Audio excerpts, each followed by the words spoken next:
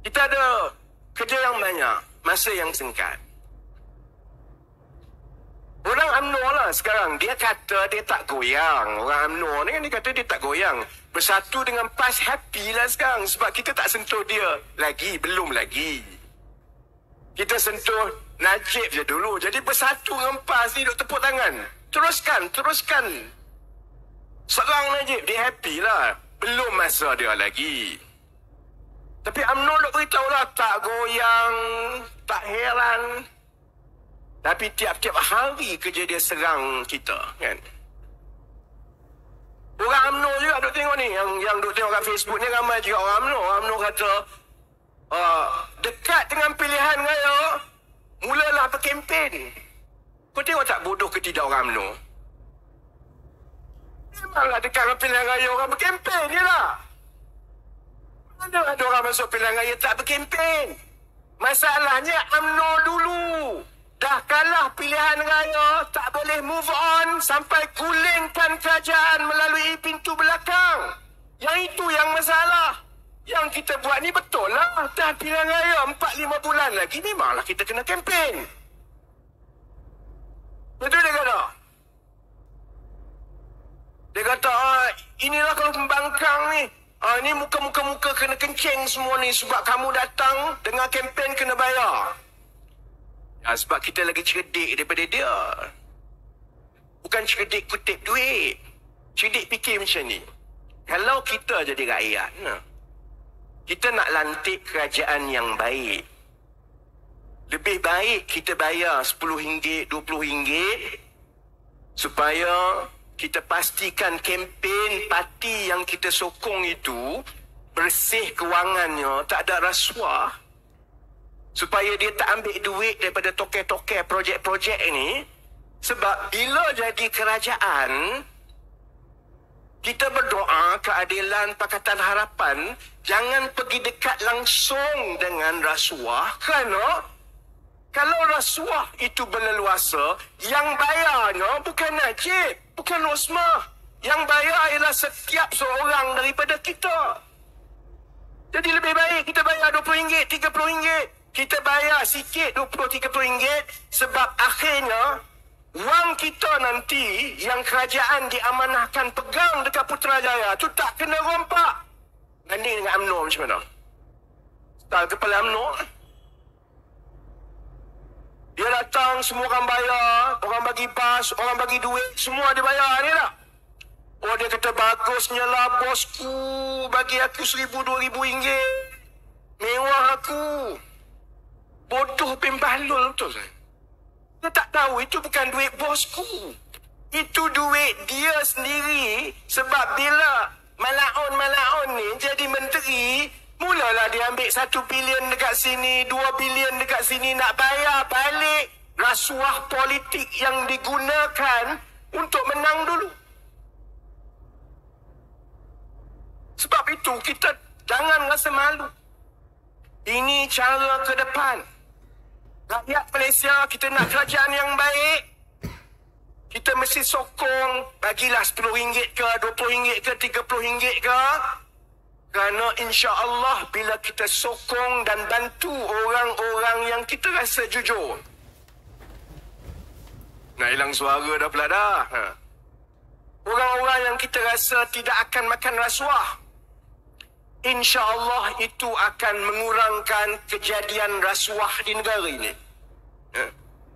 Kita semua dah tahu apa yang masalah menimpa kita bila rasuah. Semalam saya sebut tentang 1,500 juta ringgit wang dana rakyat daripada Bank Pembangunan yang lesap, hilang begitu saja, hangus. Saya sebut sebab apa tau? Sebab wang itu, pinjaman yang diberikan 1.5 bilion, 1,500 juta ringgit ini bukan daripada Maybank, bukan CIMB, bukan Public Bank. Ini daripada Bank Pembangunan Malaysia Berhad. Bank Pembangunan. Saudara-saudari tahu Bank Pembangunan itu apa? Bank Pembangunan ini milik penuh 100% kerajaan Malaysia. Dana setiap 1 sen bank pembangunan ini datang daripada rakyat Malaysia. Siapa bos bank pembangunan? Menteri Kewangan. Sebab lembaga pengarah bertanggungjawab kepada pemegang terbesar ataupun pemegang majoriti saham bank pembangunan. Siapa pemegang majoriti saham bank pembangunan? Ada satu je. 100% dimiliki penuh oleh Kementerian Kewangan diperbadankan. Baik. Semasa 1,500 juta ringgit ini hilang sapu bagi dekat 2-3 kerat saja, saudara-saudari tahu siapa Menteri Kewangan? Mak Sakau lah. Mak Sakau lah. Kalau dia rendah diri sikit, saya tak sentuh dia. Ingatlah dulu. Aku duduk diam je setahun 2 tahun. Saya ingat dia dah jatuh hukuman ni. Insaf lah sikit. Malu tu orang Melayu. Buat malu orang Melayu. Ada manusia macam ni. Dia tak malu. 1,500 juta ringgit wang dana rakyat pinjaman hilang macam itu saja. Sebab apa saya tumpu saudara-saudari? Sebab banyak di antara kita ni orang biasa yang nak dapat pinjaman. Saya lepas 2018, saya buat perniagaan sendiri. Kalau nak bandinglah modal yang kami masukkan, saya dengan pelabur yang lain masukkan dalam syarikat saya kan, tak sikit tau, 12 juta. Tak banyak lah macam ni, tapi 12 juta tu banyak lah banding dengan diorang. Sampai sekarang, kalau kami minta pinjaman daripada mana-mana bank, walaupun kami langsung tidak ada 1 sen hutang pun, 12 juta modal pelaburan tunai dalam syarikat, sampai sekarang kalau saya minta, dan saya pernah cuba, tak ada satu bank pun yang akan bagi. That's my company with a share capital of 12 million. No banks consider us bankable or credit worthy, you know. Bayangkan kalau syarikat biasa, macam yang kat bawah kita biasa ni kerja, modal berbayar mungkin 100,000, 10,000, 5,000. Adik kakak, pakcik-makcik yang tengok kat luar, kiamat kamu takkan dapat pinjaman daripada bank-bank ni. Kita nak besarkan perniagaan ke, kita ada idea, kita nak tambah pekerja, kita nak buka peluang pekerjaan. Saya tengok Datuk Yusof Tayu duk tengokkan saya.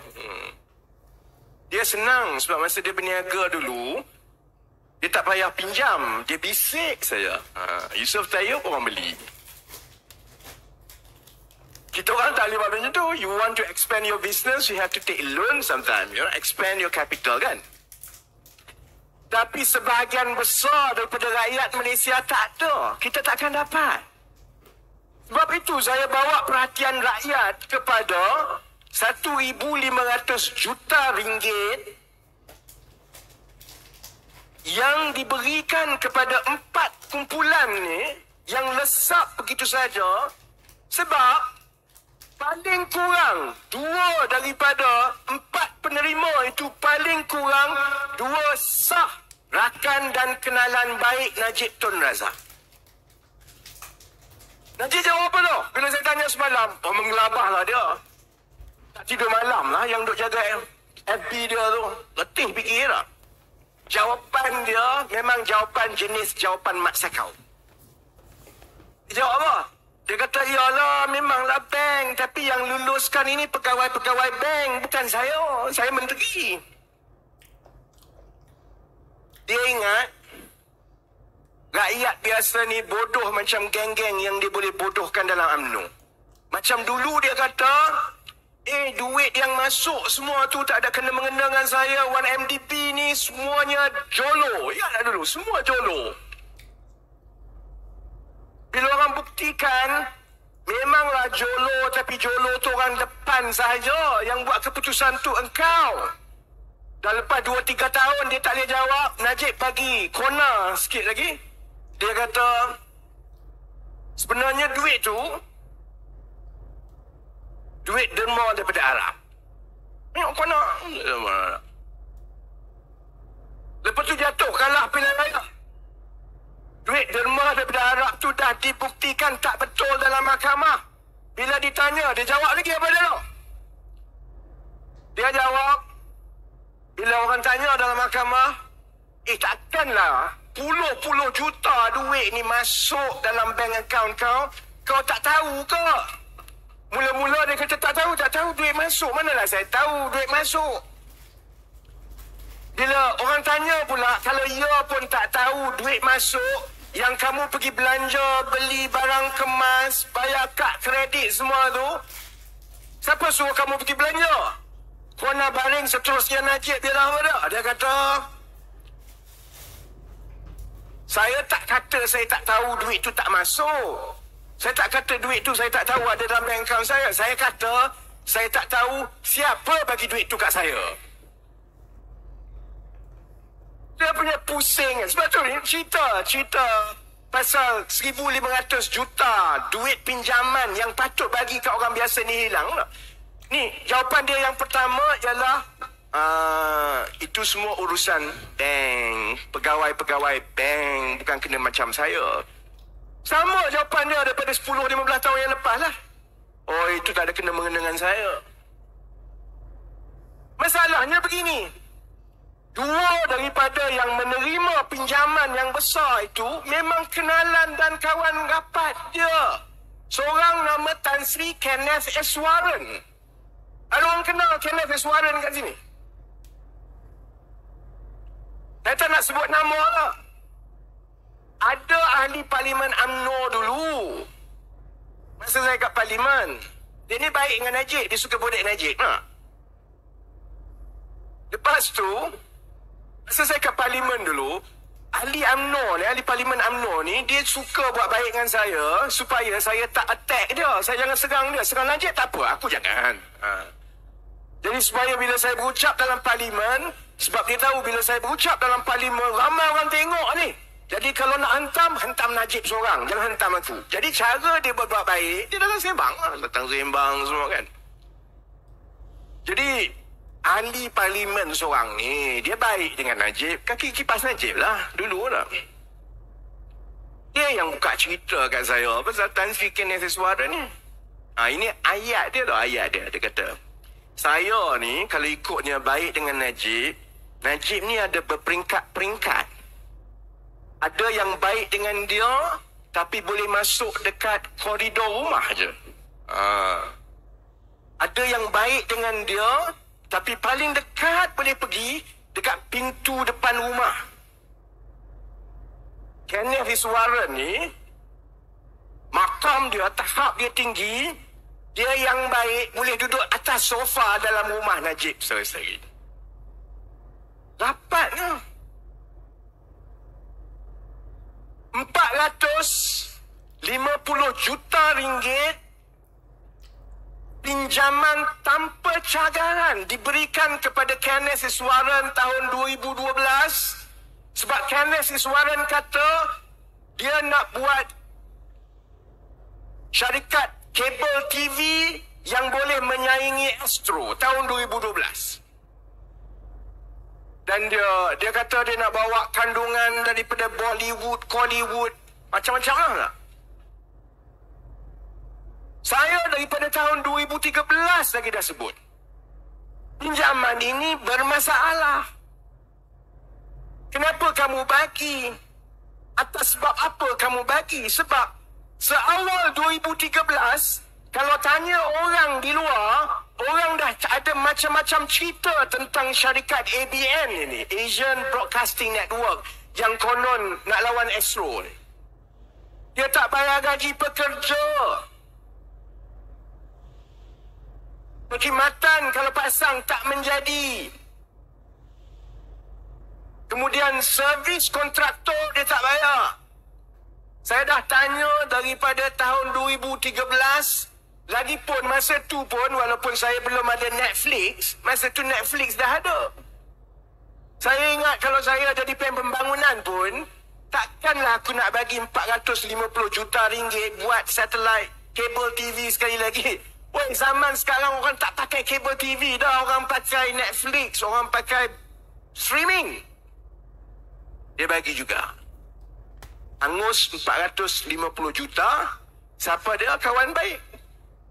Sebab kalau tanya orang-orang bank pembangunan, dia takkan berani letak kertas lah. Tapi semua dia tunjuk ke atas. Ini wahyu. Ini kawan baik. 450 juta. Satu lagi 300 juta lebih ialah untuk buat hotel St. Regis dekat Langkawi. Kita dah ada beberapa banyak conference center dekat Malaysia ni. Tahun 2012-2013 dulu, Najib nak pula ada satu convention center, pusat persidangan antarabangsa dekat Langkawi. Dia pun buat LICC, Langkawi International Convention Center. Bersama-sama dengan yang itu, Hotel St. Regis. Siapa yang tolong buat? Kawan baik dia, Tan Sri Peter Sondah, jutawan daripada Indonesia. Siapa bayar? Korang semua bayar. Melalui bank pembangunan, 300 juta lebih. Seawal 2016, saya dah tengok kenyataan kewangan. Ini memang tak ke mana lah. Orang buat satu lagi pusat persidangan konvensyen antarabangsa. Siapa nak pergi? Kemudian mari 2020, COVID datang. Habislah hotel ke pusat kewangan semua. Sebab itu baru-baru ini, kita mula membaca bahawa pengurusan baru Bank Pembangunan mengambil tindakan sivil untuk membekukan dan merampas harta daripada penerima-penerima. Cuma saya tak dengar lagi tindakan itu telah diambil terhadap Tan Sri Kenneth Iswaran dan juga Tan Sri Peter Sondah, yang dua kawan baik Najib. Kalau yang biasa dengar dan mengikuti soal politik tempatan ni, saudara-saudari juga ingat Tan Sri Peter Sondah ini juga ialah orang yang Najib libatkan guna duit Felda dulu untuk beli ladang dia di Indonesia pada harga yang cukup tinggi. Dan itu sebahagian besarnya menyebabkan FGV, Felda, bermasalah hingga ke hari. Felda pun dia bagi, duit bank pembangunan pun dia bagi. Siapa Peter Sondah? Bukan orang Pekan, bukan orang Bukit Mertajam, bukan orang Ceruk Tok Kun, bukan Melayu pun, saudara-saudari. Tapi kawan baik Najib daripada Indonesia. Sebab apa saya bawa? Sebab saudara-saudari bayangkan, 1,500 juta ni, kalau kita bagi 100,000 ringgit pinjaman, kita bagi grant, katakanlah okeylah. Pinjaman orang tak suka, bagi grant. Kita bagi grant 100,000, 100,000, 100,000. Kita bagi grant 100,000 kepada mahasiswa, anak-anak, orang tempatan yang nak mengusahakan industri pemakanan. 100,000. Banyak tu 100,000 nak tanam cili. 100,000 nak usahakan bawang. 100,000 nak tanam sayur. 100,000 nak pelihara udang. 100,000 nak cari formula untuk buat makanan ayam ikut cita rasa tempatan yang kamu pergi cari jagung. Tu apa pasal? Ada ke kita dah 100-200 tahun, ayam kita masih makan cereal breakfast cornflake? Masalah makan cornflakes lah ayam. Ayam Melayu makan style Melayu lah. Kita sampai sekarang masih lagi makan dedak tu, dedak pijirin macam Mak Saleh makan cornflakes. Sampai sekarang tak boleh. Tak ada ke? Tak boleh buat ke? Bayangkan kalau kita bagi 100,000, 100,000, 100,000, kita boleh bagi kepada 15,000 orang tau. Untuk tanam pokok, pelihara ayam, cari dedak, usahakan sayur.